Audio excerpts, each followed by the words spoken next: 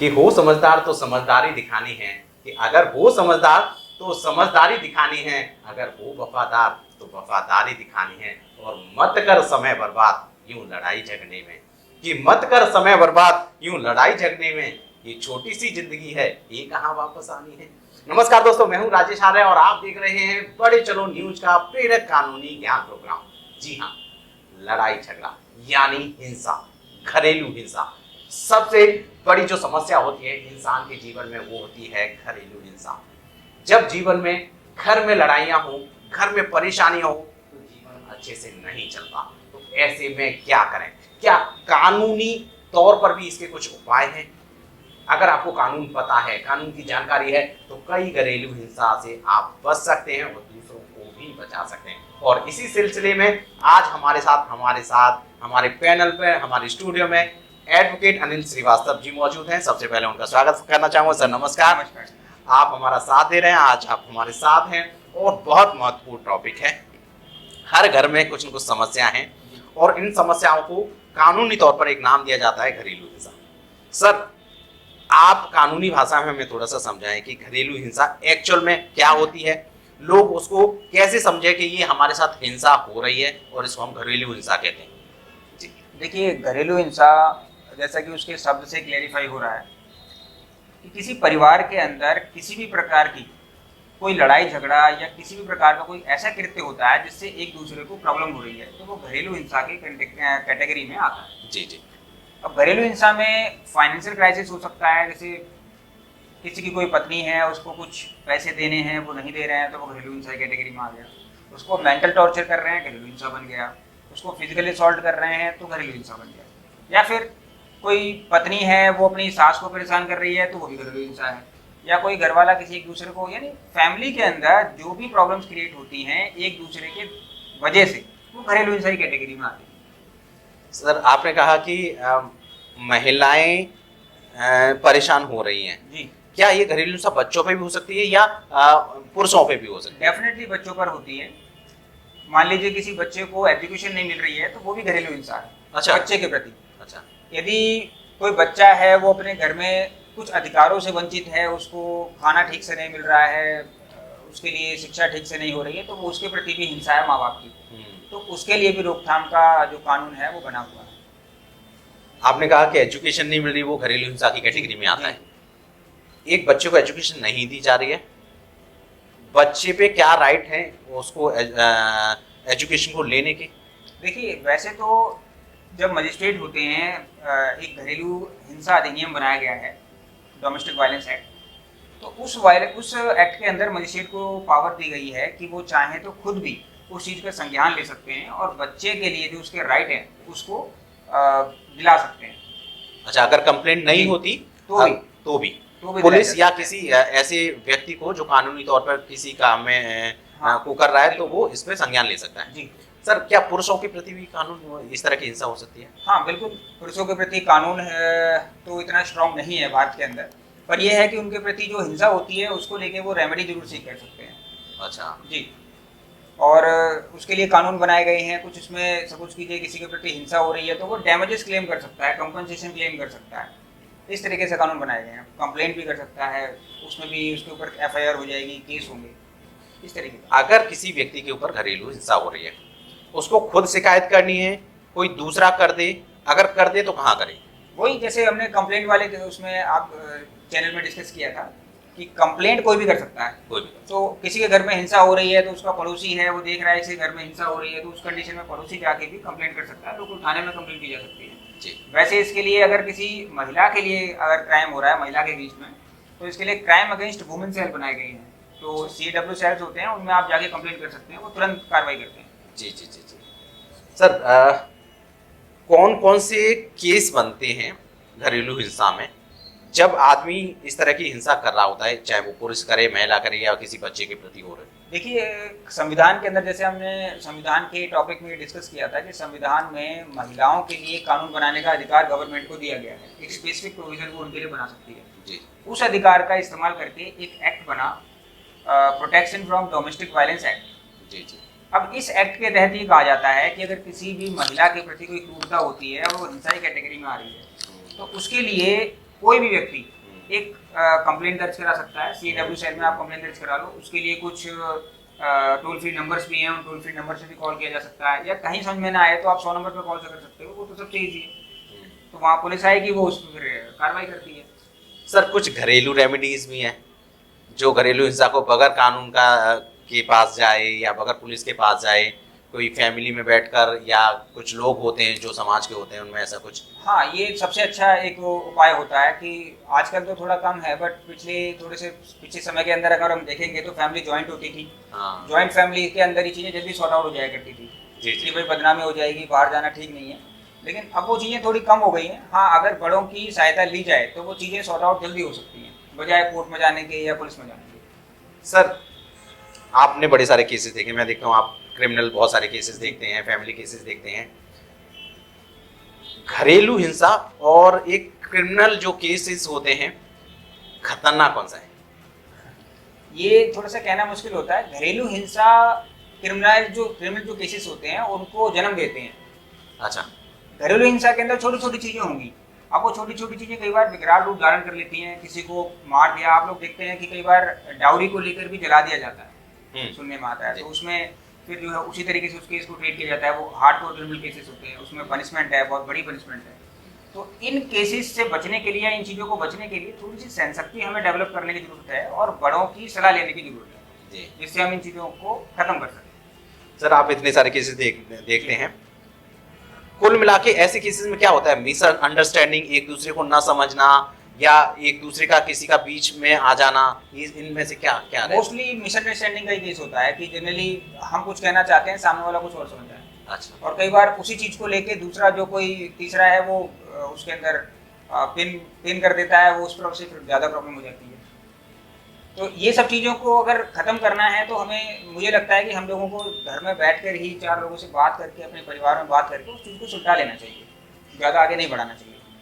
देखिए यहाँ पर एक खास बात निकल के आई कि अगर आपको लगता है कि अगर आपको एक दूसरे से कहीं कोई टेंशन चल रहा है फैमिली में लेकर, और वो कहीं घरेलू हिंसा में कन्वर्ट हो सकता है, होने वाला है या हो गया है, तो उसका सही सॉल्यूशन यही है कि आपस में बैठ के बात कर ली जाए, एक दूसरों की बात को समझाया जाए। अगर आपको लगता है कि आप एक दूसरे का कन्वर्जन नहीं कर पा रहे तो फैमिली को बैठा लिया जाए। ये सबसे अच्छा उपाय है जो वकील साहब ने हमें अभी बताया। ये एक ऐसी रेमेडीज है जिससे बहुत सारी चीज़ें ठीक की जा सकती हैं। सर इन केस अगर कुछ नहीं हो रहा और घरेलू हिंसा इतनी बढ़ गई है कि क्योंकि हमने देखा है कि बहुत सारे लोग ड्रिंक करते हैं, स्मोकिंग करते हैं, ये सारी चीज़ें नशा करने के बाद पता नहीं लगता कि हम क्या कर रहे हैं। उस केसेस में घरेलू हिंसा को खत्म करने के लिए कानून क्या मदद देता है और कैसे मदद लेनी चाहिए? देखिए, जब घरेलू हिंसा होता है तो मैंने अभी भी जैसे बताया कि सबसे पहले हम एक कंप्लेंट करते हैं क्राइम अगेंस्ट वुमेन सेल में। एक गवर्नमेंट ने एक लॉ का प्रोसीजर बनाया हुआ है। उस प्रोसीजर के तहत जब हम कंप्लेंट करते हैं तो वहाँ पर काउंसलिंग ही की जाती है। अच्छा। काउंसलिंग में दोनों को यही समझाया जाता है कि आप इन चीज़ों को खत्म करें, और वही काम हम घर पे भी कर सकते हैं। अगर हम चाहें तो फैमिली में बैठ के 4 लोग डिस्कस कर सकते हैं, उस प्रॉब्लम का सॉल्यूशन निकाल सकते हैं। बट प्रॉब्लम अगर ज़्यादा बढ़ गई है, कानून तक बात पहुंच गई है, तो फिर CAW सेल बने हुए हैं, वहाँ जाके उनकी काउंसलिंग होती है। प्रॉब्लम सॉल्व नहीं होती है तो फिर FIR होती है और फिर पनिशमेंट मिलती है। सर आपने कहा ये वुमेन सेल है। हाँ, मैंने आपसे पूछा था कि क्या बच्चों के लिए भी वुमेन सेल में जाना पड़ेगा, या किसी पुरुष के साथ कोई दूसरा पुरुष कानून इस तरह की हिंसा कर रहा है, जैसे बेटा अपने बाप के साथ कर रहा है, या महिलाएं पुरुष के साथ कर रही हैं, तो उस कंडीशन में पुरुष को क्या करना है? देखिए, बहुत सारी चीज़ें हैं। सपोज कीजिए कि महिला के साथ कोई अत्याचार हो रहा है तो वो वुमेन सेल में जा सकती है, CAW सेल जिसको हम बोल रहे हैं। जी जी। मान लीजिए किसी पुरुष के साथ हो सकती है तो वो कोर्ट की शरण ले सकता है। उसके लिए हमने एक क्रिमिनल वाला टॉपिक डिस्कस किया था, 156(3) का केस आप फाइल कर सकते हो और FIR के लिए कंप्लेंट कर सकते हो वगैरह वगैरह। अगर मान लीजिए कोई बुजुर्ग व्यक्ति है, उसका बेटा उसके प्रति क्रुएल्टी कर रहा है, तो उसके पास भी रेमेडी है। वो उनसे मेंटेनेंस भी मांग सकते हैं 125 सेक्शन में CRPC में, और मेंटेनेंस के अलावा उनके खिलाफ कोई और भी चीज़ें हो रही हैं तो वो उनसे भी कंप्लेंट करके और अब उसकी रेमेडी ले सकता है। इट मीन्स अगर किसी पुरुष के साथ हो रहा है तो उसको पुलिस की हेल्प लेनी पड़ेगी। वुमेन केसेस में वुमेन सेल बना रखा है, वुमेन सेल बना रखा है, वहाँ पर भी काउंसलिंग ही होती है। बेसिकली वो काउंसलिंग करके इन प्रॉब्लम्स को सॉर्ट आउट कर रहे हैं। अच्छा सर, अभी आपने बताया कि महिलाओं के लिए वुमेन सेल है, तो क्या पुरुष लोगों के लिए भी कोई इस तरह का सेल बनाया गया है जिसमें वो अब सहायता ले पाए? पुरुषों के लिए ऐसा कोई सेल बनाया नहीं गया है, हालांकि कुछ पुरुष जो है इसके लिए बहुत सारी डिमांड कर रहे हैं, कुछ इन्होंने संस्थाएं भी बनाई हैं, लेकिन हाँ अभी तक ऐसा कुछ बना नहीं है, लीगली ऐसा कुछ एग्जिस्टेंस में नहीं है, सिर्फ महिलाओं के लिए। सर सरकार की नज़र में महिला पुरुष बराबर हैं? हाँ बराबर है, नो डाउट, कॉन्स्टिट्यूशन में भी बराबर हैं, और लेकिन ये है कि महिलाओं को थोड़ा सा दबा के या ऐसा कुछ कह सकते हैं कि आप रखा गया है उनके प्रति। आज के ज़माने में भी गांव एरिया में अगर आप जाते हैं तो बहुत ज़्यादा क्रुएल्टी होती है। अच्छा। तो गवर्नमेंट को ओवरऑल देखना होता है, ये नहीं है कि शहर में कम हो रही है या गांव में ज़्यादा, तो वो ये देखते हैं कि ओवरऑल ज़्यादा हो रही है तो उस चीज़ के लिए लॉ बनाया जाता है। पुरुषों के प्रति इतनी क्रुएल्टी नहीं होती है आज के डेट में। सर इस तरीके से तो कुछ महिलाएं फ़ायदा भी उठा रही होगी झूठे केस बना के।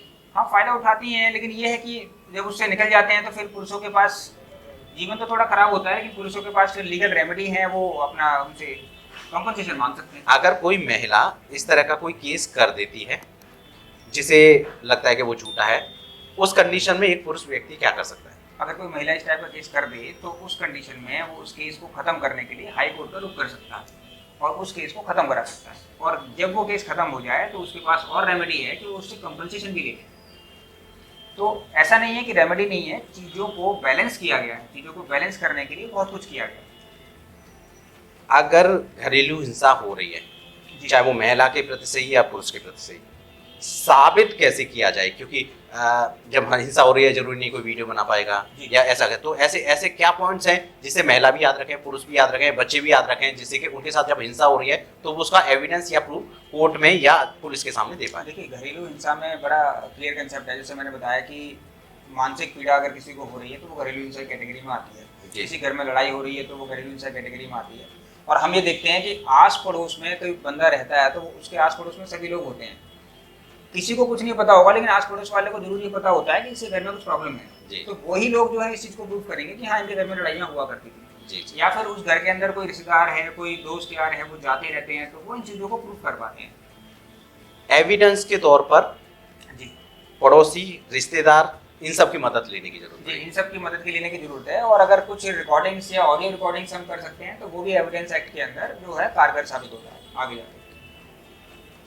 बहुत इंपॉर्टेंट चीज़ है। अगर आपके साथ लगता है कि ऐसी कोई घटना हो रही है जिससे आप परेशान हैं, जीवन में कुछ इफेक्ट आ रहा है, तो घरेलू हिंसा की कैटेगरी में उस कंडीशन में आपको एविडेंस भी इकट्ठा करने पड़ेंगे, क्योंकि अगर आप अपनी बात रखना चाहते हैं, कोर्ट को नहीं पता आपके फैमिली में, आपके घर परिवार में क्या चला, उनके लिए दोनों इक्वल हैं, तो अगर आपको अपनी बात साबित करनी है तो कुछ एविडेंस भी इकट्ठा करने पड़ेंगे। तो आप एविडेंस भी इकट्ठा करिए अगर आपके जीवन में ऐसी कोई परेशानी हो रही है। भगवान ना करे, खुदा ना करे कि आपके जीवन में ऐसी कोई परेशानी हो, और परेशानी अगर हो भी रही है तो हमने यहाँ पे आपको रेमेडीज बताई, वकील साहब ने आपको रेमेडीज बताई कि उसको घर में बैठ के ही सुलझा लिया जाए या फिनिश कर लिया जाए, तो वो अपने आप में बहुत बेहतर रहेगा। सर अभी आपने बड़ी सारी चीज़ें बताई, एक बार हमें फिर से बताएं कि कौन कौन सी चीज़ें घरेलू हिंसा की कैटेगरी में रखी जाती हैं, कब व्यक्ति मान ले कि मेरे साथ ये घटना जो हो रही है वो घरेलू हिंसा है। फैमिली के अंदर कोई भी क्राइम जैसी कुछ चीज़ होती है, जैसे मान लीजिए एक पुरुष और एक महिला है, हस्बैंड वाइफ है, वो एक घर में रहते हैं, उनकी जॉइंट फैमिली भी है, उसके अंदर सास ससुर हैं, ननद है, देवर हैं, सब एक जॉइंट फैमिली में रहते हैं। अब उस महिला के प्रति छोटी छोटी चीज़ें होती हैं, कई बार उसको खाना नहीं दे रहे, कई बार उसको बाहर जाने से रोक लिया, कई बार उसको जॉब करने से रोक लिया, उसको पैसे की तंगी आ गई है, पैसे उसको नहीं दे रहे, हालांकि उसका राइट है कि उसका हस्बैंड जो है उसको मेंटेन करे, लेकिन वो नहीं कर रहा, अपनी जिम्मेदारी से भाग रहा है, तो वो ये सब चीज़ें जो है उसके प्रति घरेलू हिंसा की कैटेगरी में आती है। ये महिला के प्रति बताएं, बच्चों के प्रति बताएं। हम बच्चों की जैसे मैंने कहा ना भी कि एक एजुकेशन ही दिला रहे हैं आप उसको, उसके जो डेली रूटीन की चीज़ें जैसे कपड़े हैं, फूड है और उसके नेसेसरी आइटम्स होते हैं, ये सब नहीं दिलाना उस कैटेगरी में आता है। सर अब बुजुर्गों के प्रति बताएं। बुजुर्गों के प्रति उनको खाना न देना, उनको परेशान करना, गाली गलौज करना, जैसे महिलाओं को मेंटेन किया जाता है वैसे ही बुजुर्ग भी एक समय ऐसा आ जाता है जब उनकी इनकम का सोर्स खत्म हो जाता है, तो वो अपनी जमा पूंजी जिंदगी भर की उन्होंने अपने बच्चों पे लगाई है, तो फिर बच्चों का फर्ज है कि वो उनको संभालें। अब एट दी एंड वो उनको संभाल नहीं रहे हैं, तो उनके लिए रेमेडी दी गई है कि वो अपना मेंटेनेंस उनसे क्लेम कर सकते हैं। सर अंत में पुरुषों को कोई नहीं पूछ रहा, पुरुषों के लिए भी बताएं कि उनको किस कंडीशन में घरेलू हिंसा की कैटेगरी में रखा जाएगा, कि उनके साथ हो रहा है कुछ? देखिए जब हस्बैंड वाइफ होते हैं तो उस कंडीशन के अंदर कुछ जैसे सपोज कीजिए कि उनका जो लीगल राइट है, लीगल राइट जैसे सेक्सुअल रिलेशन का लीगल राइट है वो नहीं हो रहा है, तो वो एक घरेलू हिंसा कैटेगरी में आता है। उनका ये राइट है कि जब वो घर पे आते हैं तो उनको खाना पीना जो है ठीक ठाक मिलना चाहिए, वो नहीं हो रहा है तो वो भी घरेलू हिंसा कैटेगरी में। हालांकि इस चीज़ के लिए कोई लीगल लॉ अभी तक बना नहीं है, अच्छा, तो वो उस चीज़ को क्लेम नहीं कर सकते कि मैं घरेलू हिंसा के अंदर ये चीज़ें आ रही हैं और घरेलू हिंसा में मैं इस चीज़ को रेमेडी ले लूँ। तो वो रेमेडी भी नहीं ले सकते? रेमेडी ले सकते हैं, डिवोर्स फाइल कर सकते हैं।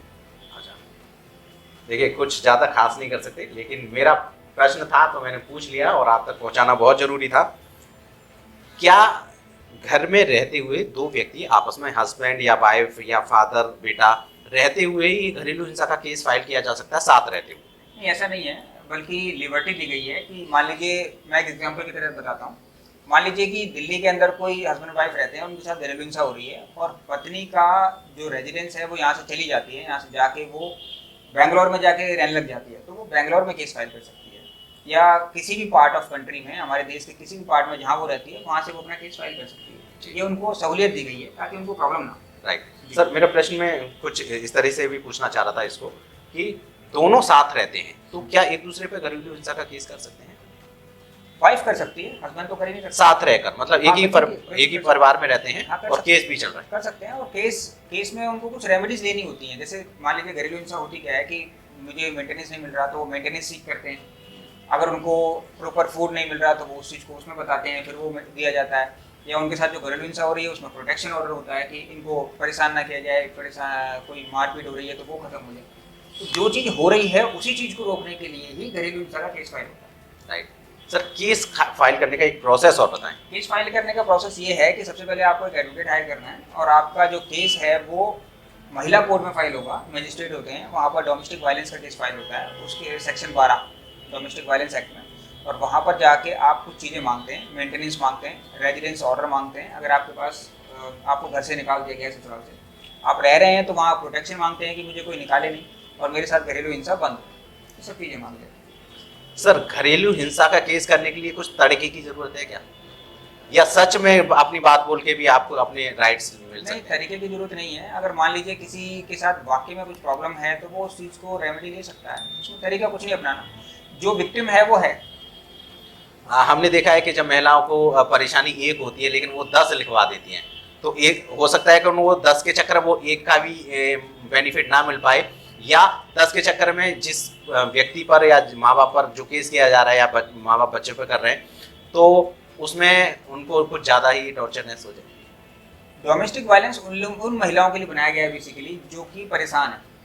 अब मिसयूज हर एक चीज़ का होता है, वर्ल्ड में आप देख लीजिए, कोई लॉ बनाया उसका मिसयूज तो होगा ही, थोड़ा बहुत होता है। अच्छा। लेकिन हम उसको नेग्लेक्ट करते हैं, हालांकि वो उन महिलाओं के लिए है जो वाकई में पीड़ित है। अच्छा जी, और ये आप डाटा देख लीजिए, नेशनल ह्यूमन राइट कमीशन का डाटा देख लीजिए, महिला इनका सब डाटा देखेंगे तो पता लगता है कि बहुत सारी महिलाएं जो हैं वो पीड़ित हैं वाकई में। जी। और कुछ महिलाएं ऐसी होती हैं जो दूर दराज गांव में रहती हैं, एरिया में रहती हैं, तो वो कोर्ट तक पहुंच भी नहीं पाती हैं। सर, ये वाली बात हमने की लोगों की तरफ से। आप एक अच्छे एडवोकेट हैं, आप सुप्रीम कोर्ट देख रहे हैं, हाई कोर्ट देख रहे हैं, सिविल कोर्ट देख रहे हैं, आप मजिस्ट्रेट्स को भी देख रहे हैं। आप सबका नज़रिया क्या रहता है इन केसेस को देखते हुए? इनमें हम लोगों का नज़रिया ये रहता है कि जुडिशरी जो है तुरंत इन लोगों की हेल्प के लिए आगे आती है। इसके लिए बहुत अच्छे प्रोविजंस बने हुए हैं डोमेस्टिक वायलेंस में कि जब हम कोई केस फाइल करते हैं, हमें कोई प्रॉब्लम होती है, तो एक प्रोटेक्शन ऑफिसर होता है, वो भी इस केस में अपॉइंट होता है और वो सारी चीज़ों को इंश्योर करता है कि उस महिला को कोई प्रॉब्लम ना हो। जी। और अगर वो महिला किसी तक नहीं पहुंच पा रही तो उस प्रोटेक्शन ऑफिसर का नंबर होता है, वो उनको कॉल करे, वो सारी सुविधाएं उनको घर पर प्रोवाइड करा देते हैं। फिर ये होता है कि दूर दराज गाँव है, गाँव एरिया में ये सब चीज़ें नहीं हो पाती हैं, वहाँ पर प्रॉब्लम रहती हैं, इतनी सुरक्षा नहीं हो पाती है। तो गवर्नमेंट को मुझे लगता है कि कुछ अवेयरनेस प्रोग्राम चलाने की भी ज़रूरत है कि गांव एरिया के अंदर थोड़ा सा जाए और उनको थोड़ा समझाया जाए कि आपके कुछ राइट्स हैं, लीगल राइट्स हैं।